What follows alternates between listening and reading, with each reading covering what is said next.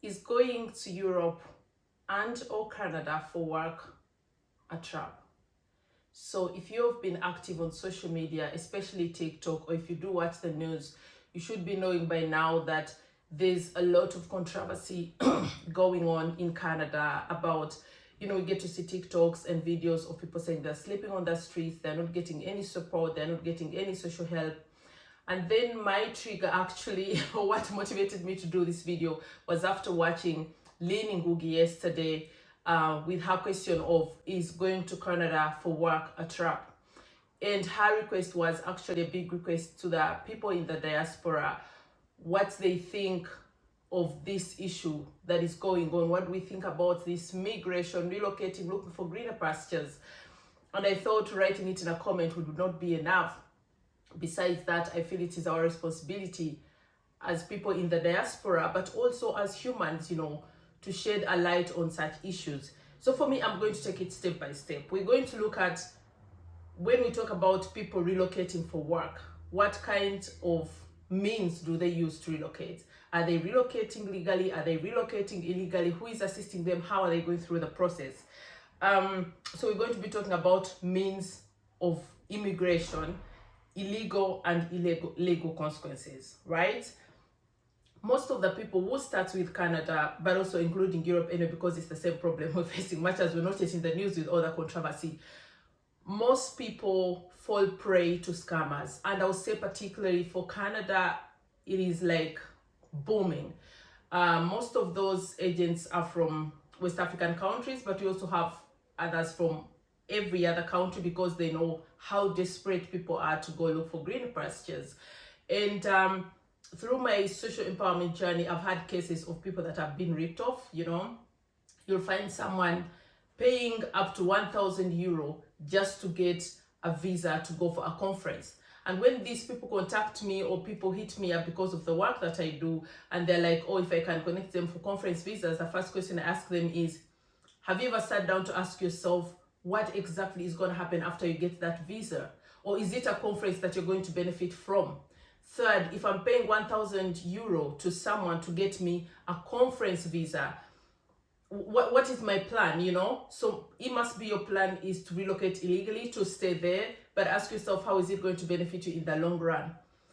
Would it make more sense if I use that 1,000 euro maybe to do a course, a nursing course, or upgrade my status so as to relocate as a skilled worker? Those are questions people don't ask themselves. So for as far as I know, people that are struggling in Canada, it's not just Kenyans. We have lots of Ugandans that are being housed in a church at the moment in Canada because of this problem of illegal migration and scammers. I would even go ahead to call them human traffickers.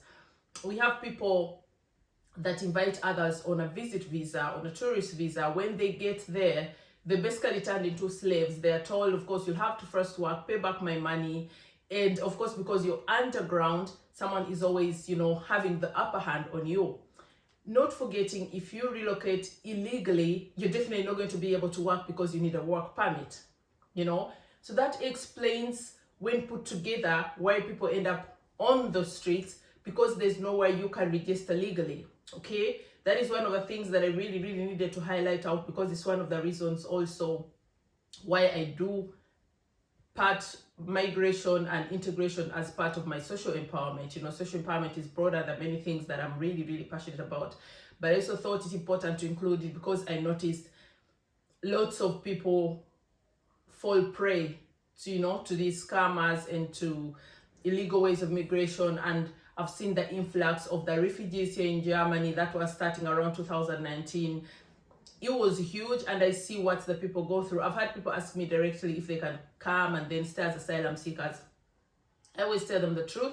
The decision is up to you. And I always tell them, if it was my family member or my friend, I wouldn't advise them to do that. If you're relocating as an immigrant, as an asylum seeker, and you have valid reasons, then it's better to do it legally. Go to the embassy and apply for asylum status, refugee status.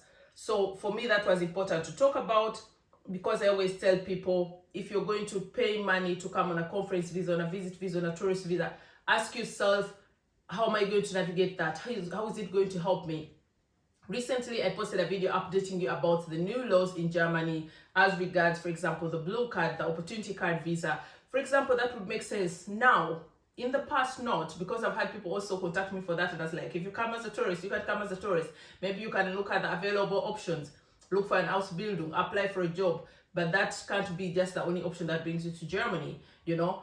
But starting November, like I said, the video is there on my channel. You go check it out. I think it's titled Green Card or something like that. New opportunities. Starting November, if someone comes, for example, on a tourist visa, and you're a skilled worker, you have the opportunity of switching it up, and in that 90 days you can look for a job. If you get a job and get a job contract, then you can get a work permit, you know. But this business of people being so desperate, and God knows, I totally understand. I really understand, especially with our African economies and any other third world countries, you know, where people, young people especially, don't have opportunities despite being educated and highly qualified. But there are means, the legal means of relocating. And again, before you pay someone money, I always tell my people, I said that a lot in my video, sounds brutal, but it's the truth. Acquire knowledge, search for information, don't go into everything so ignorantly, you know. Why should you believe someone who tells you, I'm going to get your visa? Basically, literally stamp it in your passport. They don't even work in the embassy. I've had situations of people who have paid money for an invitation visa to someone who doesn't have even citizenship. For example, in Europe, such a person cannot invite you if they don't have citizenship. For example, if they don't have a job, they've been here for roughly 4 months, and then they want to invite you. The procedure does not facilitate that. If you're thinking of relocating to Europe, ask yourself, what do I bring to the table? You know, are you a skilled worker? Are you coming to study as a student? What exactly is bringing you to Europe or Canada? Really think hard about that, and keep in mind that much as there are no opportunities back home, much as these are first world countries, you're not going to get an amazing life if you're going to be working as a casual worker somewhere, maybe as a cleaner. It really, there's no much big difference. Of course, there'll always be a plus. A cleaner in Kenya or a cleaner in Mexico will not be earning the same as here in Germany, or the lifestyle here, or the security that you have with the health system and everything. But think hard, you know, because there's also a price to pay, which I'll be talking about, you know. Like I said, the consequences. Look at my videos. I have videos about the struggles in the diaspora. It's all not rosy. But if you come and you know why you're here, then of course it is possible. I'm trying to go through very fast about all these issues because I like to go step by step. So Lynn asked why we think this is happening. So those are the reasons I've given. For me, I believe the biggest issue is illegal migration, scammers that mislead people, you know, bringing people on tourist visa, visit visas, conference visas, and then they tell them to just go underground. That is the worst thing you can do to yourself. Because much as you want to stay as an asylum seeker, like the Ugandans who are stuck in Canada, your status has to be proved, you know. So someone who comes from Western Uganda, how are you going to say, I'm looking for asylum? What reasons, you know? So it's not as easy as it always sounds. But again, these people just want to make money out of you, and they will mislead you. For anyone who has ever contacted me, for example, I always tell them straightforward. The reason I don't even post those conferences, because I know how desperate and naive people are. I had someone send me a conference for, it's basically for doctors that are, you know, that are specialized in surgery and neurology and so on. And this person was asking me if I can help him come to this conference. I said, this is exactly what I always tell you, people. You have to use common sense. You know, you don't even have a qualification in this field. Why in the world do you think you, first of all, get a visa? You know, secondly, if you get a visa, well, how should you benefit you? You know, so if I'd been a scammer, I'd have said, oh, come on, pay this much and I will do that. But you also have to use common sense, right? So like Lynn was asking, and all the videos I've been seeing online, don't fall prey to scammers, don't immigrate illegally. I believe the other reason also is life in the first world is very fast-paced. Like, you really have to be focused, you really have to be someone who knows why you're here, which I talk about all the time. there's an example I gave when I was doing a TikTok live with someone who said, oh, the German language doesn't bring food to my table. Those are the people that are going to end up on the street. I'm sorry to say that. Because if you come here and you have that mindset of, I'm just going to migrate to Canada, I'm going to migrate to Europe, and all I have to do is be there, and life will, I'll become a millionaire. That is BS, If you have that kind of mindset, you'll never make it anywhere, Be it in your home country, be it in the country you've relocated to. You really have to have the right mindset for you to even make a living on your own. So definitely, you really have to adjust, to integrate, which I'm very passionate about. The whole of almost up to the end of the year, I'm doing integration series, how you integrate, because you have many people who have had a chance of relocating, but again, like we're seeing right now, they're hustling, they're not finding their pacing, they're not finding jobs, they're struggling because they don't know how to go about integration, or they're not even open to integrating. Not forgetting, oh my god, this is going to come off very rough, but some people are just lazy and ignorant. Again, I go back to the example of the gentleman of African descent who tells me on TikTok he doesn't give a hoot about learning the German language because it doesn't bring food to the table. And I'm thinking, he told me he's been here for 10 years, and that really infuriated me. You're living in a country for 10 years. I don't know what reason brought him to Germany. There definitely must have been a reason, otherwise he would have stayed in his home country. And then you're saying something as dumb as that, So how in the world do you expect to integrate in a country in which you can't even communicate? There's no way, absolutely. There's no way you're going to find a job. There's no way you're going to make a better living. You'll end up on the street or becoming a criminal, which is not fair to the German community and the German people, So I feel if you get the opportunity to relocate to another country, then you have to try and integrate. And most people come with the argument of, I don't want to lose myself. No, it's not losing yourself. It's called integration. For your benefit, for your own benefit. Otherwise, you can as well stay wherever you're coming from, because with such a mindset, it's the same reason people are now on the streets. And with the streets, I mean like they're really having it tough. So like I said, life is fast-paced here. You have to come with the right mindset, not being lazy and ignorant about, the society that you're in. You have to ask yourself, how do I make it here? How do I find my footing here? Relocating alone is not enough. You have to be focused.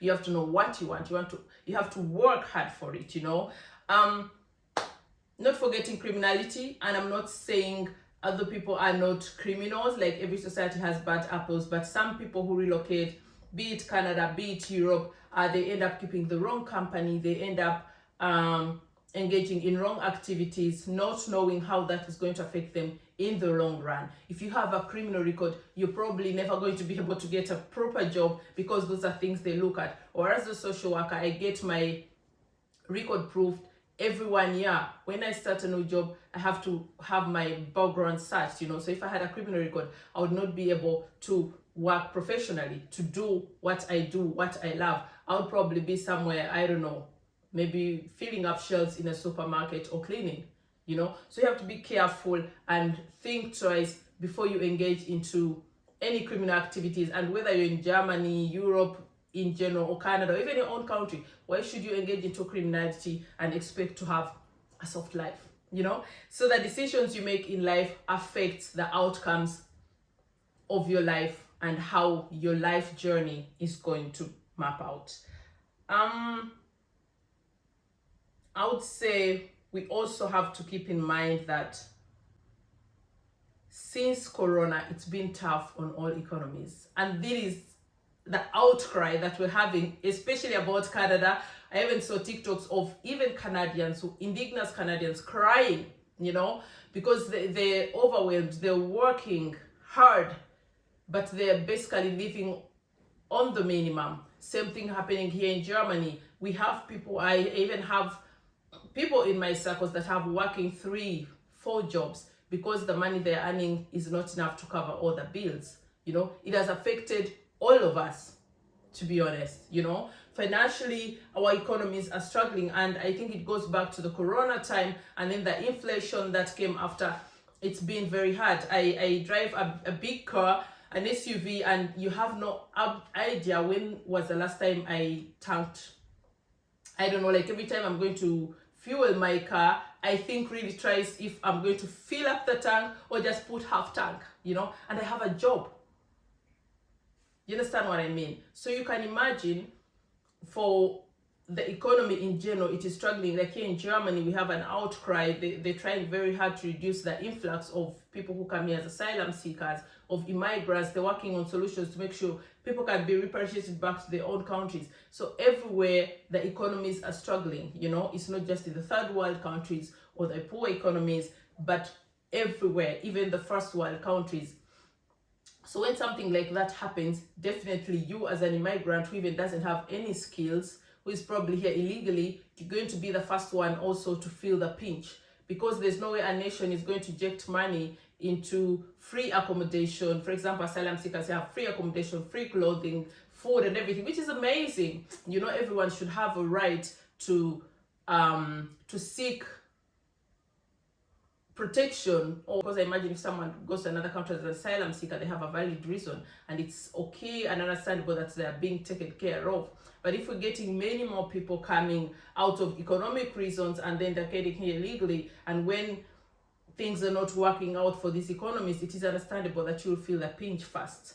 I was about to leave that out, but I think it's also important. If you come here, be it legally or illegally, always try to acquire more skills. I always tell people, ask yourself, what am I bringing to the table? What am I bringing to the society? How am I benefiting the community that I've now moved to? So don't just come here and sit on your derriere and be lazy. Ask yourself, how could I improve? How could I make a better life for myself? Which other course could I do? And we have very many open options here where you can even get to do free courses, you know, to improve your CV, which gives you better chances of better employment options. I don't want that video to be so long. So Lynn, if you guys are watching this video, tag Lynn, share it with her, and I hope it answers the questions that she was asking. And especially for anyone that is intending to relocate, I hope this helps you to understand and to reconsider if you should relocate or not, and if you do, what should you keep in mind. Again, like I said, we're a social empowerment channel. You can always contact me anytime for guidance. Apropos social empowerment, I never talk about problems without solutions. That wouldn't be empowerment. So my tips for anyone who relocates to Europe, Canada, or USA is also very desired. These are my tips on how you can make it. They're going to be very brief. Of course, it's not the same as people who are in my coaching program, people that I mentor, but at least it's a starter. I'm going to go through them very quickly because I don't want the video to be very long. Did I say wrong? Oh my God, very long. So how do you make it? First and foremost, when I say how do you make it, we're talking integration, which I'm doing a series up to the end of the year. I'm going to be talking about different things that can help you to integrate. So if you're going to be thinking of how do I make it in Europe, how do I make it in Canada, how do I make it in the USA, or wherever I relocate to, you have to make sure that you acquire knowledge and skills. But for me, I always say the first step to integration is getting to understand the community you're living in, getting to learn the language if they speak a language that you don't speak, especially people in Canada. People who contact me and want me to guide them on getting visas for Canada. I always tell them, do you even know the official languages that are being spoken in Canada? For example, some people don't know that in some parts of Canada, they actually speak French and not English. And those are things that you should know before you consider relocation. Just to Google search and ask yourself which languages are spoken in Canada. So for people, relocation and integration go hand in hand. So learn the language, acquire skills and knowledge, abide by the law. Oh my God, I could shout that from the rooftops. Abide by the law. It's very, very important.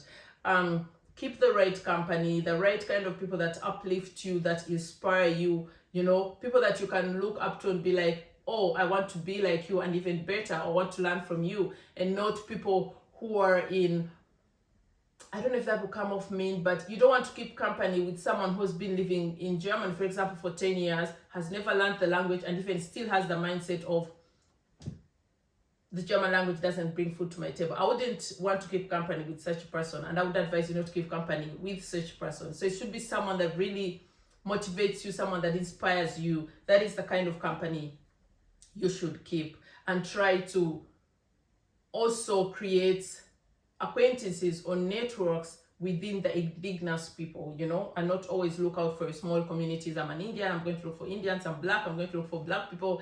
That can also be detrimental to integration. Yes, you can still look out for a community, but you can also make friends and networks with other people. It helps to broaden your mindset, your thinking, your skills. So that is always very, very necessary.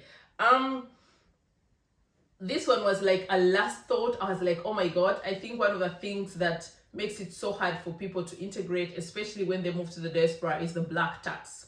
The black tax, for those of you who don't know, it's the, like, it's not written on paper, but it's like some African families have kids, educate them, and then they expect you to take care of them when you start earning a living. And we talk about extended families, aunties, uncles, and so on and so forth. And I know people that struggle a lot because they have to take care of their families back home, distant relatives and everyone. Don't give out what you don't have. You have to learn to communicate and to be open, and also to decide, is this okay for me, you know? So if you've just moved to the diaspora, you've been there for 3 months and you're getting phone calls left, right, and center of people who want financial assistance from you, be very honest and tell them, I can't help you, you know? Otherwise, you're going to struggle and probably you'll never be able to make it here. Make yourself conversant with the law, like I said. Most people, oh my God, I think I'll be doing a video about that since I'm doing integration series. So people say, there was someone saying, you know, when you're in Canada or Europe, you're working, you're earning, they take away 60% taxes, the money that you remain with is not enough. But again, what was I saying about making yourself conversant with the law? People don't know about, for example, the available subsidies. If I don't know about the available subsidies about childcare, for example, I'm going to be spending up to 600 euros a month for childcare. But if I'd known what kind of available options are there, then I would be saving that money. So people need to know about things like child support. There are people who have been unfortunately divorced and the partner maybe is not paying for child support, and then this money is missing, you're in a deficit, but there are also available funds for child support in such instances. I don't want to go very deep into that because these are things that I'll be telling you about in the integration series. So you really need to acquire knowledge. You need to make yourself conversant with the law, you know. Seek career guidance and advice. People who want to come to Europe to study, or even who are still studying back home with the hope of moving and relocating to Europe or Canada as skilled workers. Talk to people that are probably living in the diaspora, or people that have knowledge about that. For example, that is part of the services that I offer through mentorship, coaching, or just one-on-one consultations. Ask me what course is good if I'm intending to move to Europe, for example, in the next 3 years after my university. What course is more desirable, you know? So, or what would give me better opportunities? Keep such things in mind. And lastly, I would say, don't give up on yourself. Have self-confidence. It's not going to be easy. The beginning is never easy for anyone. For every one of us in the diaspora, we have our story, we have our struggles that we've gone through.